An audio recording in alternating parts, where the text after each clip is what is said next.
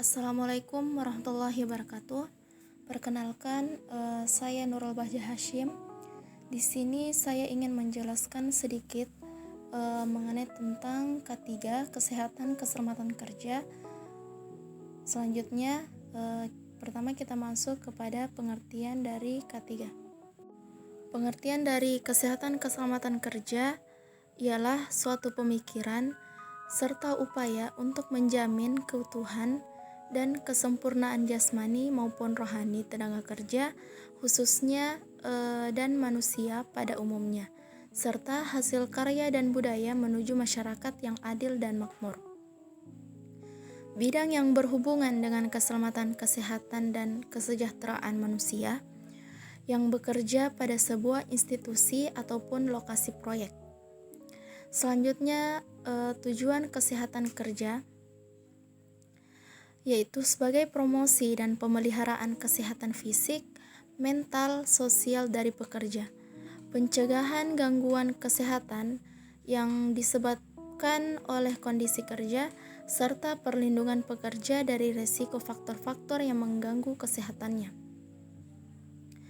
Melindungi dan menjamin suatu dari keselamatan setiap tenaga kerja dan orang lain di tempat kerja, untuk menjamin setiap sumber dari produksi dapat digunakan secara aman dan efisien, serta meningkatkan kesejahteraan dan produktivitas nasional. Fungsi dari kesehatan keselamatan kerja itu ada dua. Yang pertama, untuk mencegah kecelakaan dan penyakit akibat kerja. Yang kedua, untuk melindungi semua sumber produksi sehingga dapat digunakan secara efektif. Selanjutnya, ruang lingkup dari kesehatan keselamatan kerja. Kesehatan dan keselamatan kerja diterapkan di semua tempat kerja yang di dalamnya melibatkan aspek manusia sebagai tenaga kerja, bahaya akibat kerja, serta usaha yang dikerjakan, semacam tempat kerja, alat kerja, metode, cara kerja, dan pekerjaannya.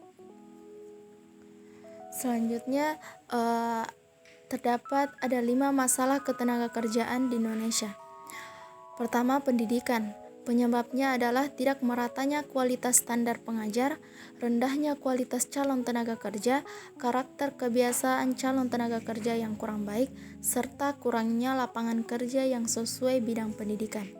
Yang kedua, keterampilan tertentu dapat menjadi nilai tambah para tenaga kerja dalam persaingan mendapatkan pekerjaan.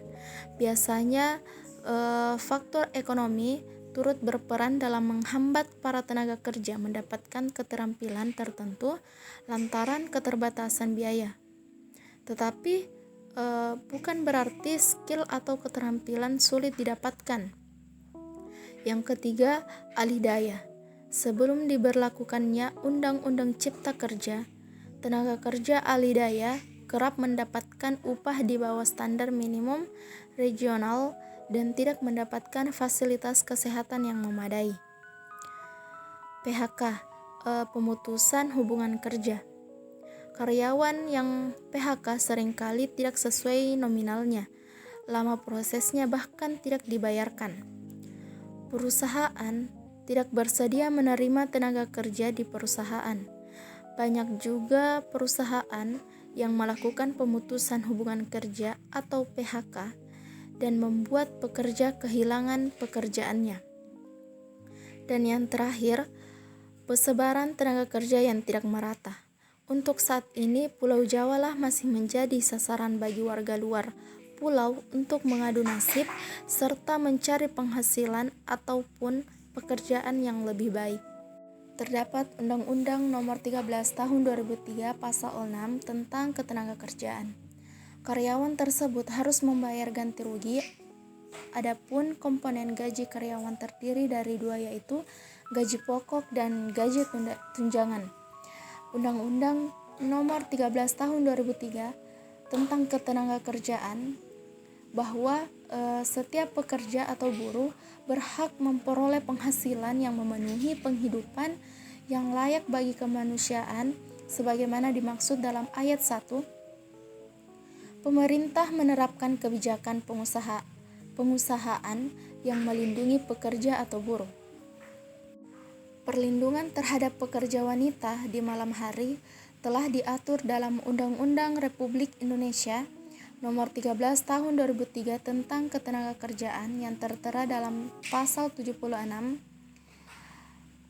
yaitu pekerja atau buruh perempuan yang berumur kurang dari 18 tahun dilarang memperkerjakan antara pukul 11 malam sampai pukul 7 pagi. Kedua, dilarang memperkerjakan wanita hamil yang menurut keterangan dokter berbahaya bagi kesehatan atau keselamatan kandungannya apabila bekerja mulai pukul 11 malam sampai pukul 7 pagi.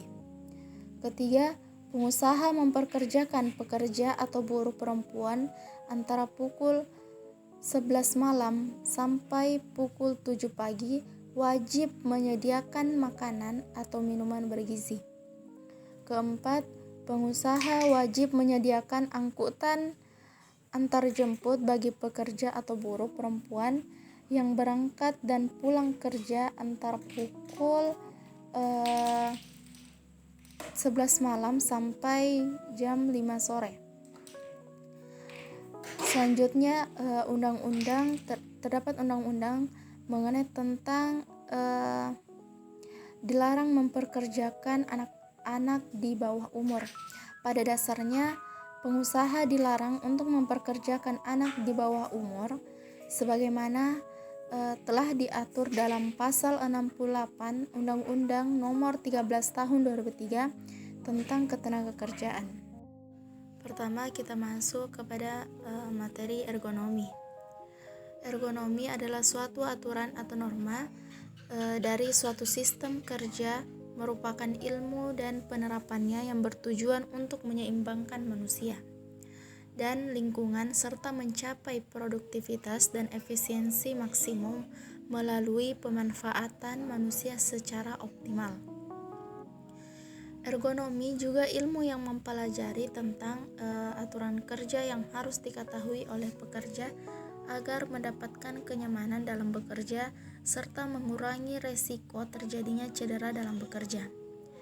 Tujuan dari ergonomi yaitu dapat meningkatkan kesehatan fisik dan mental dengan upaya pencegahan cedera dan penyakit akibat kerja, serta meningkatkan kesejahteraan sosial dengan meningkatkan kualitas kontak sosial, mengkoordinasikan pekerjaan dengan baik, dan meningkatkan jaminan sosial baik untuk usia produktif atau tidak produktif.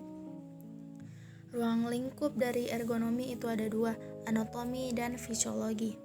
Anatomi yaitu yang berkaitan dengan kekuatan dan pergerakan otot dan persendian.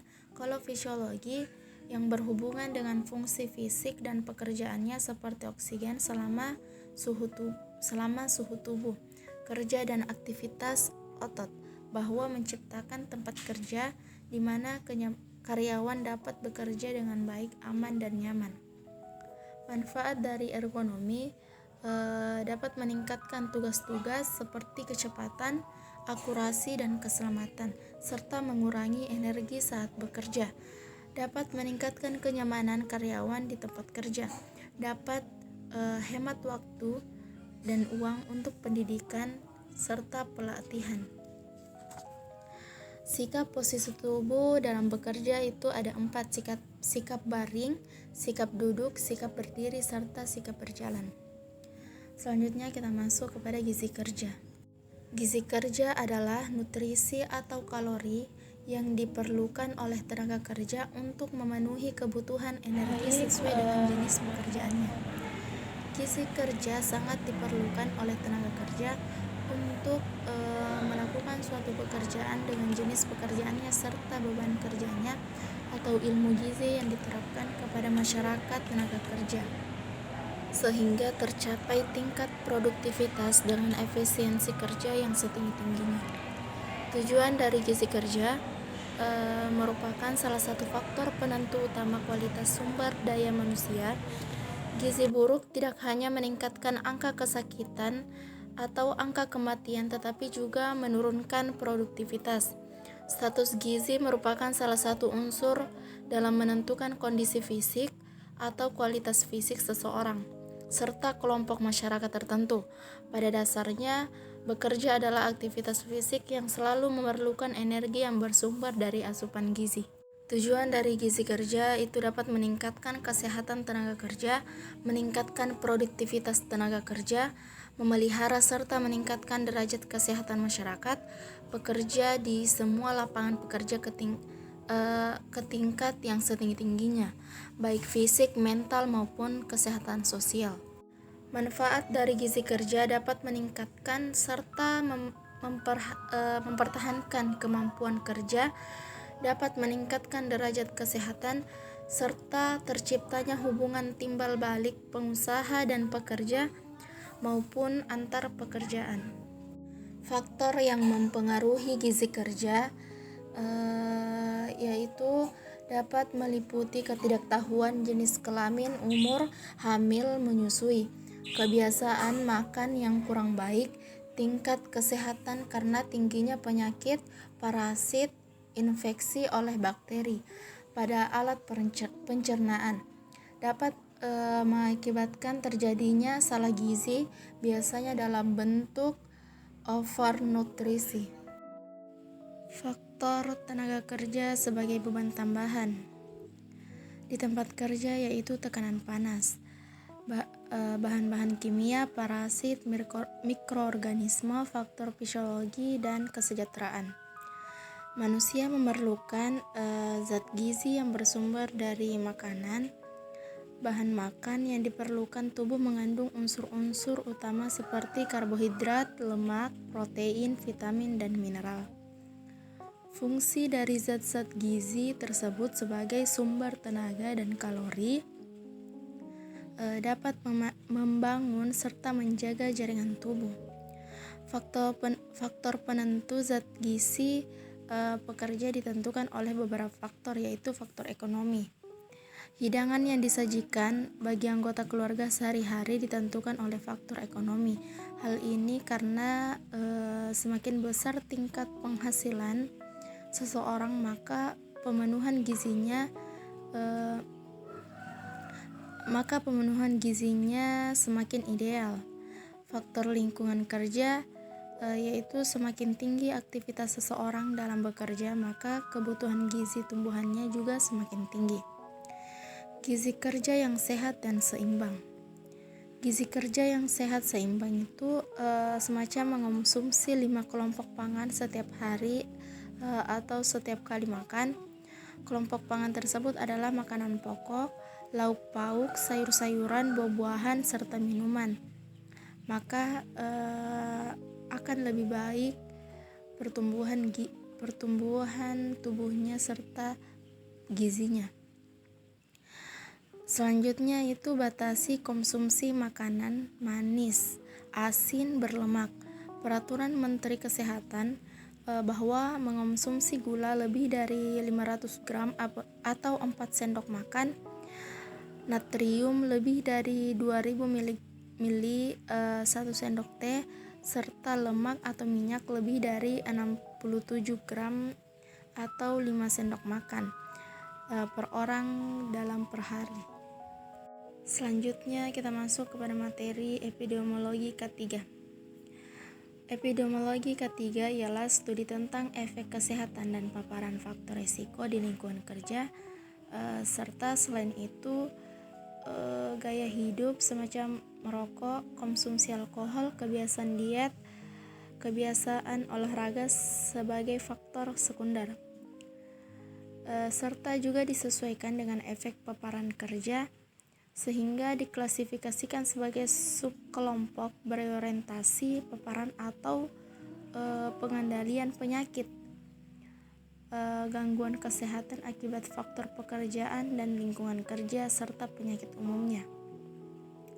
Tujuan dari epidemiologi K3 yaitu dapat mengidentifikasi paparan yang menyebabkan penyakit atau masalah kesehatan kerja, serta merekomendasikan tindakan pencegahan dan menyediakan data untuk proyeksi masa depan. serta pendekatan yang digunakan epidemiologi adalah eksperimental dan observasional. Evaluasi kriteria paparan yang berhubungan dengan induksi penyakit dan prediksi hubungan dosis atau respons. Peranan epidemiologi dalam kesehatan keselamatan kerja yaitu menyediakan data penting untuk perencanaan kesehatan dan pengambilan keputusan. Perkiraan kemungkinan faktor risiko individu di masyarakat seperti resiko yang ditimbulkan oleh merokok untuk frekuensi penyakit paru-paru. Dapat mendiagnosis derajat kesehatan masyarakat dengan mengukur frekuensi penyakit termasuk jumlah kematian dan jumlah penyakit yang terjadi pada masyarakat. Dalam menjalankan perannya, epidemiologi tidak dapat dipisahkan dari hubungannya dengan cabang-cabang kesehatan masyarakat lainnya. Tampaknya epidemiologi dapat digunakan dalam proses perencanaan, termasuk mengidentifikasi masalah, memprioritaskan, menetapkan tujuan, melaksanakan kegiatan, dan mengkoordinasi serta mengevaluasi. Jenis-jenis bahannya di lingkungan kerja yaitu jatuh dari ketinggian, menghancurkan benda dengan bagian tubuh, paparan terhadap getaran mekanis, ditabrak dengan benda yang bergerak, paparan terhadap suara keras, paparan dingin atau panas, paparan radiasi, kecelakaan kendaraan, serta mekanisme cedera yang tidak diketahui kontak dengan listrik. Faktor risiko berdasarkan orang atau lingkungan serta peralatan manusia itu usia, jenis kelamin, durasi kerja, metode penggunaan alat pelindung diri, pendidikan dan perilaku, serta peraturan K3. Kalau dalam lingkungannya itu kebisingan, suhu dan udara, lantai licin. Kalau faktor peralatan itu ada 2, kondisi mesin serta lokasi penempatan mesin. Selanjutnya kita masuk pada promosi K3. Promosi K3 ialah upaya meningkatkan kapasitas masyarakat melalui pembelajaran oleh masyarakat serta mengembangkan kegiatan berbasis masyarakat sesuai dengan budaya masyarakat, termasuk juga sebagai upaya terencana untuk mempengaruhi orang lain, baik individu, kelompok, atau masyarakat, untuk terlibat dalam perilaku serta memenuhi harapan mereka yang terlibat dalam pendidikan dan promosi kesehatan. Tujuan dari promosi kesehatan yaitu dapat menciptakan serta membuat masyarakat mau memelihara serta meningkatkan kesehatannya, mampu memelihara serta meningkatkan kesehatannya. Memelihara kesehatan berarti mau dan mampu mencegah penyakit tersebut, dapat melindungi diri dari gangguan kesehatan. Meningkatkan kesehatan berarti mau dan mampu meningkatkan kesehatannya. Kesehatan perlu ditingkatkan karena derajat kesehatan baik individu, kelompok, atau masyarakat itu bersifat dinamis, tidak statis. Tujuan promosi kesehatan dapat dilihat dari sasaran promosi kesehatan serta tujuan umum dan khususnya. Tujuan umum dari promosi K3 perubahan perilaku individu masyarakat di bidang kesehatan. Tujuan khususnya menjadikan kesehatan berharga bagi masyarakat. Mendukung individu dengan aktivitas diri kelompok untuk mencapai tujuan hidup sehat, mendorong pengembangan dan pemanfaatan fasilitas kesehatan yang ada, serta tujuan operasionalnya itu untuk lebih memahami keberadaan dan perubahan sistem kesehatan dan bagaimana menggunakan secara efisiensi dan efektif. Untuk pelanggan atau masyarakat dapat mengambil tanggung jawab yang lebih besar untuk kesehatan, untuk diri mereka sendiri, lingkungan dan lingkungannya serta keselamatan masyarakat. Untuk memungkinkan orang mengambil suatu tindakan positif untuk mencegah penyakit, mencegahnya menjadi lebih buruk, serta mencegah kecanduan melalui rehabilitasi dari gangguan berkait penyakit. Manfaat dari promosi ketiga yaitu di tempat kerja telah diterapkan oleh penerapan program di perusahaannya, yaitu pengurangan absentisme. Perusahaan yang telah menerapkan atau melaksanakan program kesehatan dan keselamatan kerja secara serius akan dapat menekan angka risiko kecelakaan serta penyakit kerja dalam tempat kerja, sehingga karyawan yang tidak masuk karena alasan cedera dan sakit akibat kerja pun berkurang. Pengurangan biaya klaim kesehatan. Karyawan yang bekerja kepada perusahaan yang benar-benar memperhatikan kesehatan dan keselamatan kerja karyawannya, kemungkinan untuk mengalami cedera atau sakit akibat kerja adalah kecil, sehingga makin kecil pula kemungkinan klaim pengobatan atau kesehatan dari mereka. Pengurangan turnover kerja.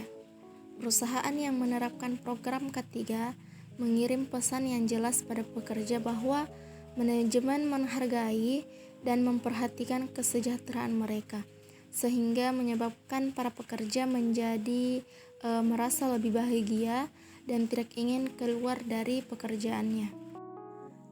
Jenis-jenis dari promosi ketiga yaitu menggunakan dengan berbagai macam cara seperti media advokasi, semacam pamflet, bahan presentasi dan sebagainya. Media bina suasana, semacam siaran radio, siaran TV, koran, majalah, selebaran, buku, buletin, pengumuman dan lain-lainnya. Serta media gerakan pemberdayaan masyarakat, yaitu semacam brosur, spanduk, poster, film dan lain-lainnya. Ada juga yang mengenai dari promosi ketiga yaitu safety morning, adalah program untuk meningkatkan keputusan pekerja dengan cara memberikan pengarahan tentang keselamatan pekerja yang dilaksanakan setiap pagi sebelum mulai bekerja. Yang kedua itu safety education, merupakan suatu pengarahan yang dilaksanakan sebelum melaksanakan suatu pekerjaan proyek atau acara yang besar. Pengarahan yang diberikan mengenai tentang prosedur dan tata cara yang aman serta cara-cara penanggulangan apabila terjadi keadaan darurat. Pengarahan ini diberikan kepada tamu, praktikan dan tenaga kerja di luar karyawan. Pemberian safety induction ini bertujuan sebagai usaha pencegahan terhadap kecelakaan agar semua orang yang ada di area tempat kerja selalu waspada dan berhati-hati, serta memberi penjelasan mengenai jalur-jalur evaluasi apabila terjadi suatu keadaan darurat area tempat kerja tersebut. Yang ketiga itu toolbox meeting. Adalah membahas kesiapan peralatan-peralatan untuk melakukan pekerjaan dalam suatu pertemuan dan kesehatan kerja dalam durasi atau jangka waktu singkat, biasanya selama 5 atau 10 menit yang dilaksanakan di setiap unit kerja sebelum karyawan melaksanakan pekerjaannya. Dan yang keempat, pemasangan poster serta rambu-rambu keselamatan kesehatan kerja. Pemasangan poster itu merupakan salah satu proses pelaksanaan promosi ketiga dengan media tertulis yang disertai dengan gambar-gambar yang mudah diterapkan dan dipahami secara visual. Isi dari poster tersebut untuk mengajak serta menghimbau, menginformasikan kepada pekerja tentang faktor bahaya dan potensi bahaya yang ada di tempat kerja, serta akibat-akibat yang ditimbulkannya. Kepuasan dari kerja ialah hasil dari persepsi karyawan tentang seberapa banyak pekerjaan mereka dapat menyebabkan keadaan emosional. Kepuasan kerja dapat mencerminkan perasaan seseorang tentang pekerjaannya, semacam moral kerja, kedisiplinan, dan prestasi kerja. Kepuasan kerja dinikmati dalam pekerjaan, luar pekerjaan, kombinasi dalam dan luar pekerjaan. Selanjutnya materi dari ketiga yaitu penyakit akibat kerja atau PAK. Penyakit akibat kerja yang disebabkan oleh pekerjaan, alat kerja, bahan, proses maupun lingkungan kerja atau penyakit akibat kerja.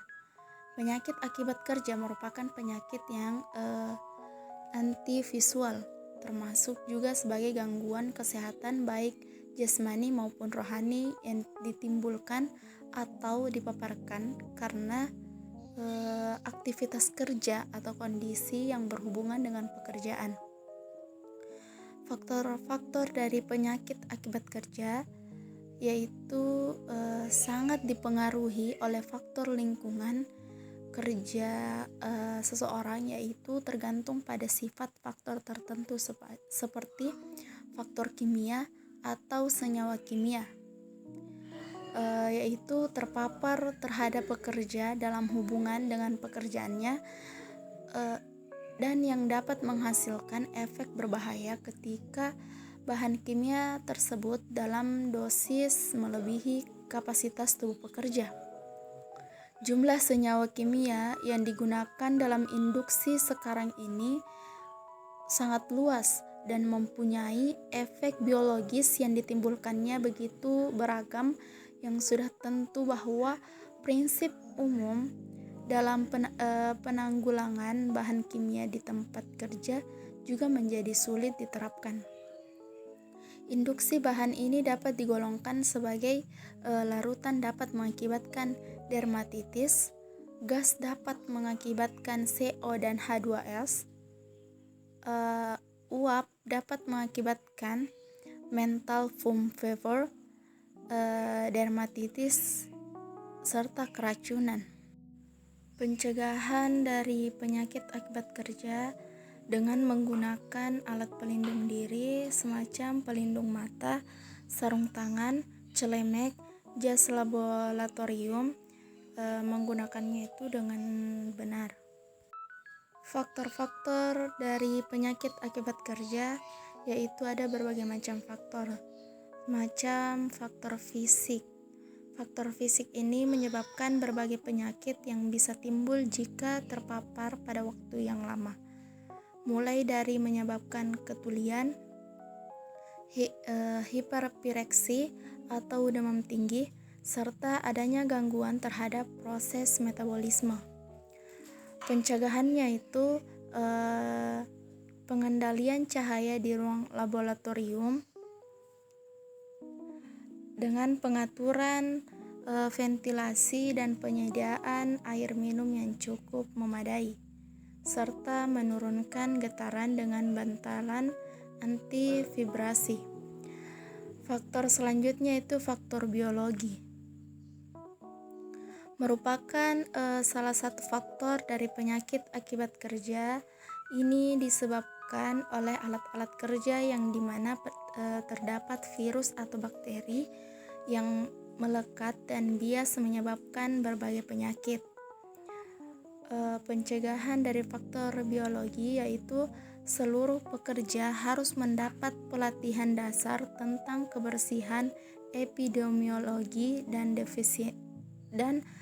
desinfeksi, serta sebelum kerja dilakukan pemeriksaan kesehatan pekerja untuk memastikan dalam keadaan sehat badan, cukup kekebalan alami untuk bekerja dengan bahan infeksius, serta dilakukan imunisasi. Selanjutnya melakukan sterilisasi dan desinfeksi terhadap tempat, peralatan, sisa bahan infeksius, dan spesimen secara benar. Faktor ketiga yaitu faktor fisiologi. Faktor fisiologi ini lebih tertuju pada faktor hubungan kerja dan lingkungan yang terdapat dalam diri.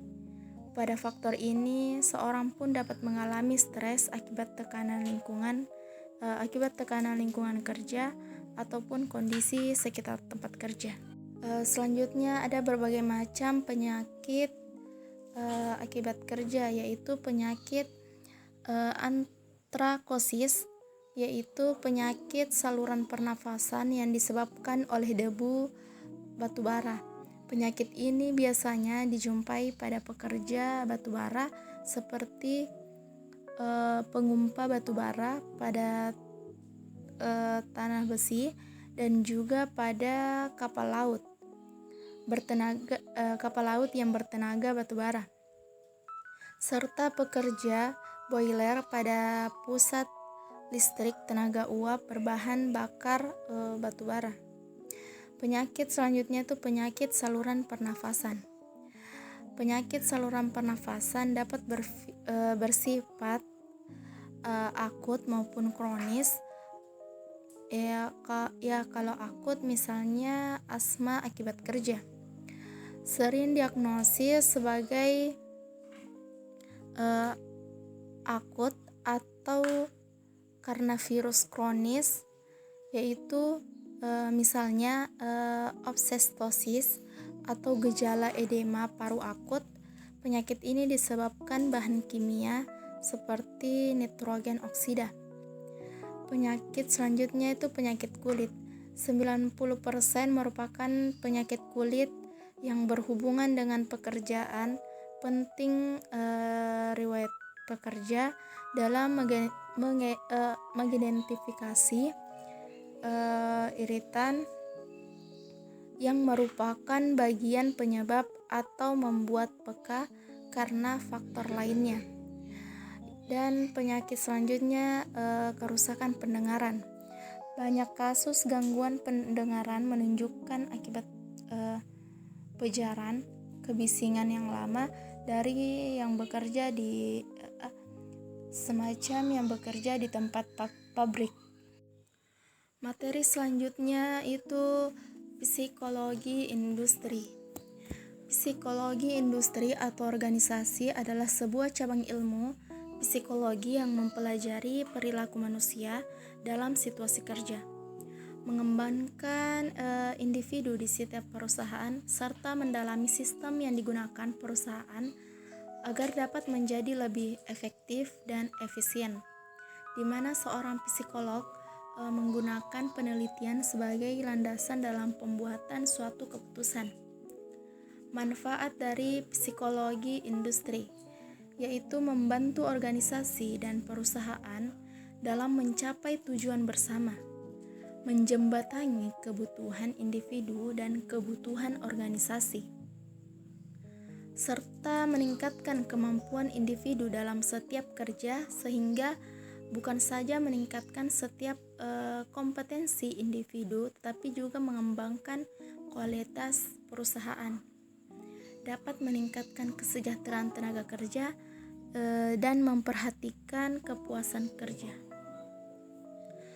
Motivasi kerja pada psikologi industri yaitu suatu faktor yang mendorong seorang untuk melakukan suatu aktivitas tertentu.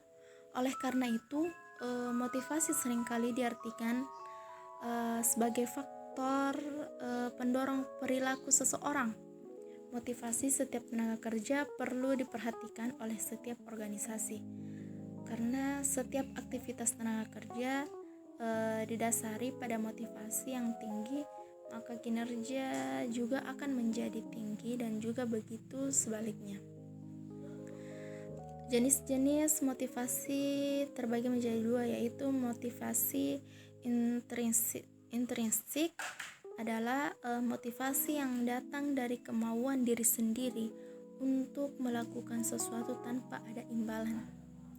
Motivasi yang kedua yaitu ekstrinsik, adalah jenis motivasi yang mengacu pada perilaku yang didorong oleh penghargaan eksternal seperti gaji, pengakuan, pujian, nilai, dan ketenaran. Faktor yang mempengaruhi motivasi kerja yaitu karena adanya dua faktor umum, yaitu adanya faktor internal dan eksternal.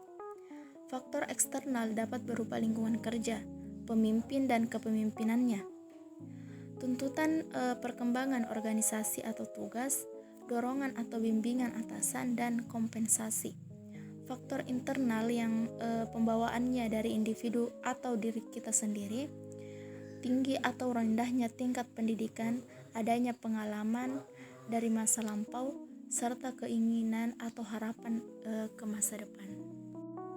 Materi selanjutnya itu higien industri, merupakan ilmu dan seni yang ditunjukkan kepada antisipasi, rekognisi, evaluasi, serta pengendalian faktor-faktor lingkungan atau stres yang timbul dari tempat kerja dan dapat menyebabkan penyakit, gangguan kesehatan, ketidaknyamanan signifikan di antara pekerja atau komunitas masyarakat.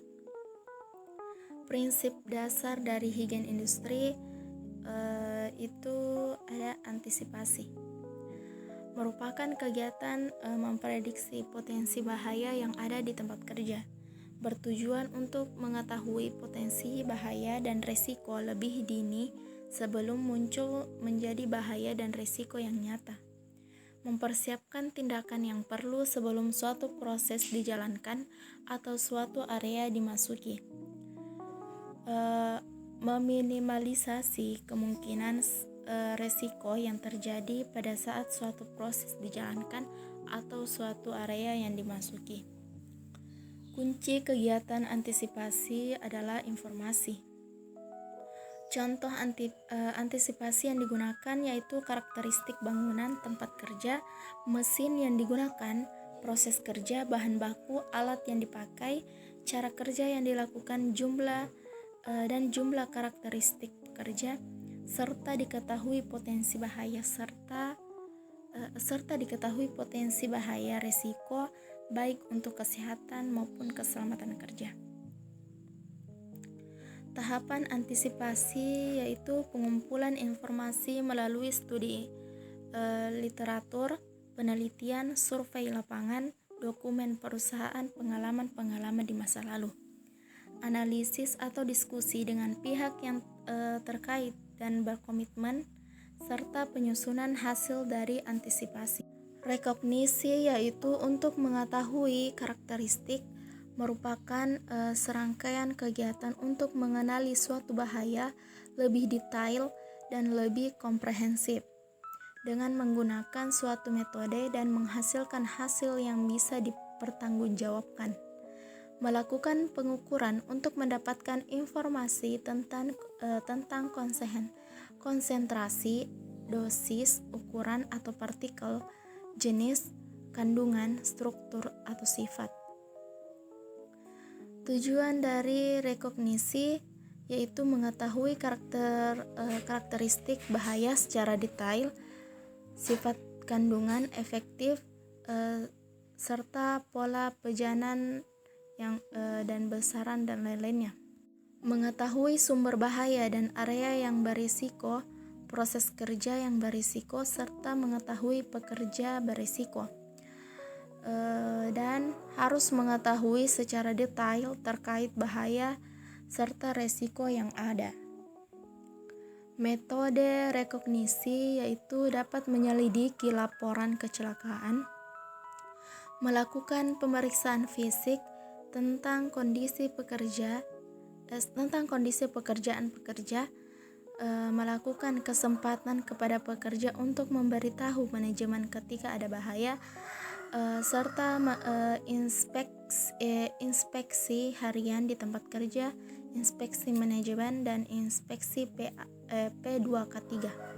Evaluasi, di mana proses pengambilan keputusan yang melibatkan penilaian bahaya kepada pekerja dari pejanan terhadap zat kimia, bahaya fisik, agen biologis.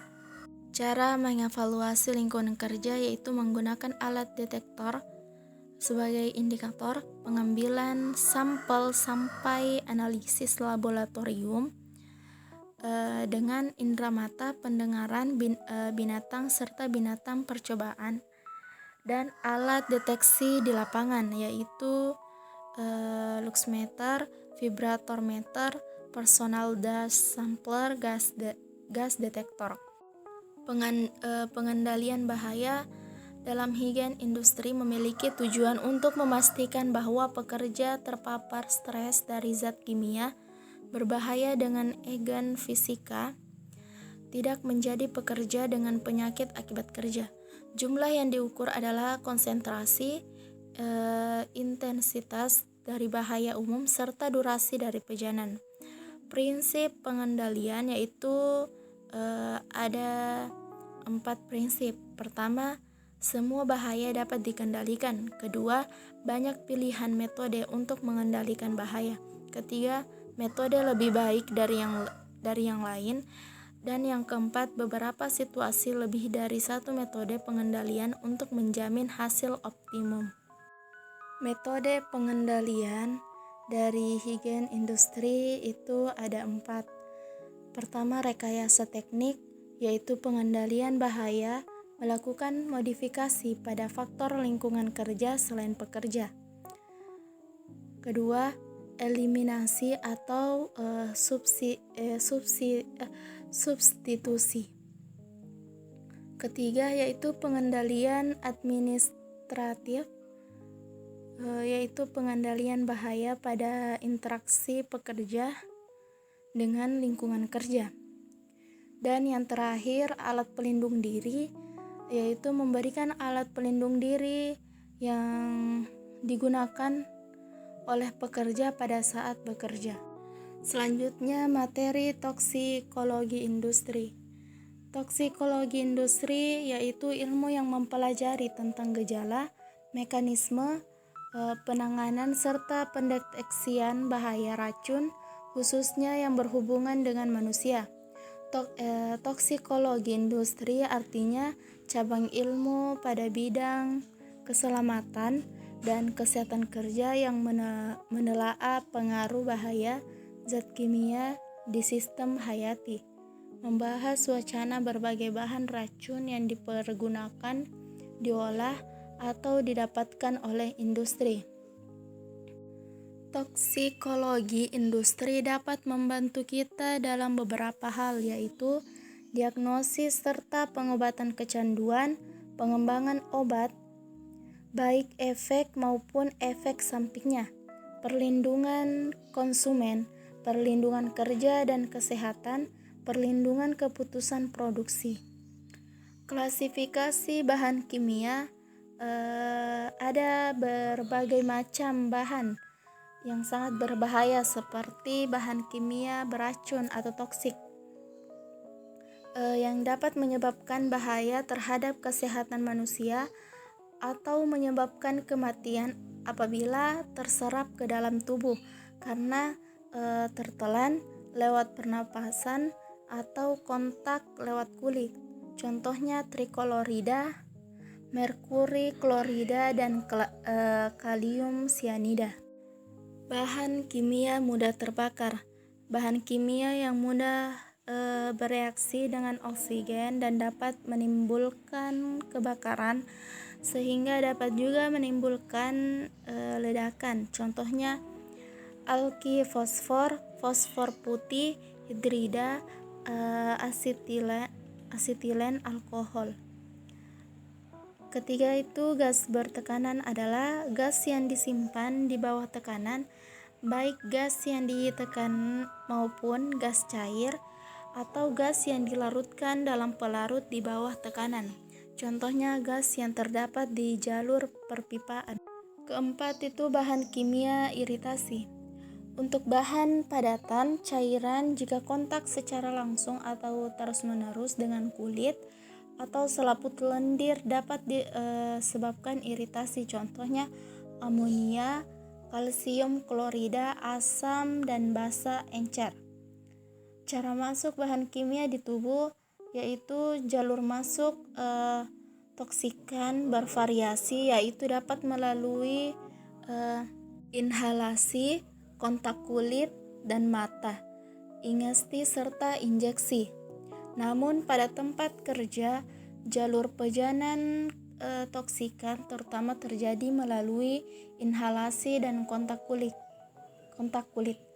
Proses metabolisme bahan kimia ke dalam tubuh dengan dua cara, yaitu cara pertama detoksifikasi, yaitu proses di mana xenobiotika dikonversi menjadi bentuk yang kurang toksik, merupakan salah satu mekanisme pertahanan alamiah yang dimiliki organisme secara umum. Proses ini dapat merubah senyawa toksikan yang libofil menjadi senyawa yang lebih poral atau hidrofil supaya lebih mudah diekspresikan. Bioaktivasi, proses di mana xenobiotika dapat berubah menjadi bentuk yang lebih reaktif atau toksik. Bioaktivasi merupakan senyawa yang stabil secara kimia menjadi metabolit yang reaktif. Contohnya karbon tetraklorida secara cepat diproses dalam tubuh sebagai senyawa kimia toksik atau triklorometil. Dosis bahan kimia yaitu ada dua, dosis total, jumlah total bahan aktif yang tertelan selama periode tertentu. Dosis parsial yaitu bagian dari dosis fraktur dapat mengurangi kemungkinan ketergantungan atau toksitas. Materi selanjutnya Sistem Manajemen Kesehatan dan Keselamatan Kerja atau SMK3, yaitu bagian dari sistem manajemen perusahaan secara keseluruhan dalam rangka pengendalian risiko yang berkaitan dengan kegiatan guna terciptanya tempat kerja yang nyaman, efisien, dan produktif. Sistem manajemen kesehatan dan keselamatan kerja merupakan bagian dari sistem manajemen organisasi yang digunakan untuk mengembangkan serta mengelola penerapan kebijakan K3 dan risiko. K3 belum mendapatkan perhatian yang memadai semua pihak, yaitu masalah kecelakaan kerja masih dilihat dari aspek ekonomi dan tidak pernah dilihat dari pendekatan moral. Tenaga kerja masih ditempatkan sebagai faktor produksi dalam perusahaan, belum ditempatkan sebagai mitra usaha. Alokasi anggaran perusahaan untuk masalah K3 relatif kecil. Tidak ada yang mengangkat masalah K3 menjadi isu nasional, baik secara politik maupun sosial. Tuntutan global dalam perlindungan tenaga kerja yang diterapkan oleh Komunitas Perlindungan Hak Buruh Internasional. Tujuan dari penerapan sistem manajemen kesehatan dan keselamatan kerja yaitu menempatkan tenaga kerja sesuai dengan harkat dan martabatnya sebagai manusia pada pasal 27 ayat 2 Undang-Undang 1945, meningkatkan komitmen pimpinan perusahaan dalam melindungi tenaga kerja, perlunya upaya pencegahan terhadap problem sosial dan ekonomi yang terkait dengan penerapan K3, meningkatkan efisiensi dan produktivitas kerja untuk menghadapi kompetensi perdagangan global. Dan yang terakhir, dasar-dasar hukum sistem manajemen kesehatan dan keselamatan kerja, yaitu Peraturan Pemerintah Nomor 50 Tahun 2012 tentang penerapan SMK3, yaitu Peraturan Menteri Ketenagakerjaan Nomor 26 Tahun 2014 tentang penyelenggaraan penilaian penerapan SMK3, serta Undang-Undang Nomor 5 Tahun 2012 tentang penerapan sistem manajemen kesehatan keselamatan kerja. Sekian penjelasan saya mengenai materi kesehatan keselamatan kerja. Kurang dan lebihnya mohon dimaafkan. Wassalamualaikum warahmatullahi wabarakatuh.